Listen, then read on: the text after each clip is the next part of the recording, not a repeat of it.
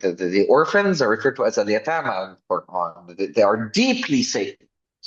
And Yeah. anybody who transgresses the responsibilities that they have towards orphans, particularly, because they are the ones that are the fringes, on the edges, the abandoned, and embody the most frail state because of the severance of kinship, insofar as community, or at least the potential of that, and family, and sheltering, and love, and deep warmth, and at such a young age, from a mother, from a parent, and the sacredness of that.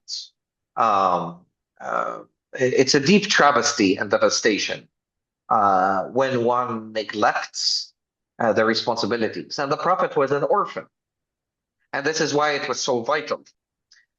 Moses, in a certain sense, was orphaned.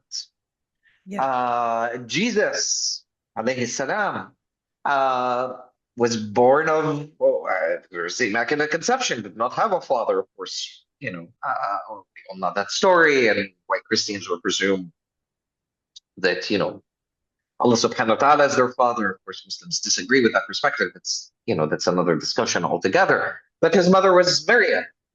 And as the Quran relates, that when Maryam brought Isa alayhi salam to her family and to her community, they were like, how could you bring such a child, and who is their father?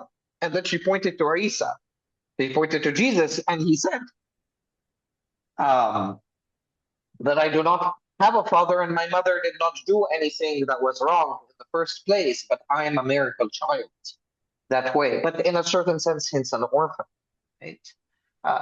So yeah, when we think of the beginning of the world, whether we go by the story of Sky Woman, whether we go by Adam and Eve, the element of orphanage is built into so many different cosmologies, and the rendering of, in a certain sense, an orphaned humanity, one that is abandoned to their own, but never really abandoned. If we connect to the umbilical cord and a realization that there is a greater guiding spirit that moves through us and courses through all of us.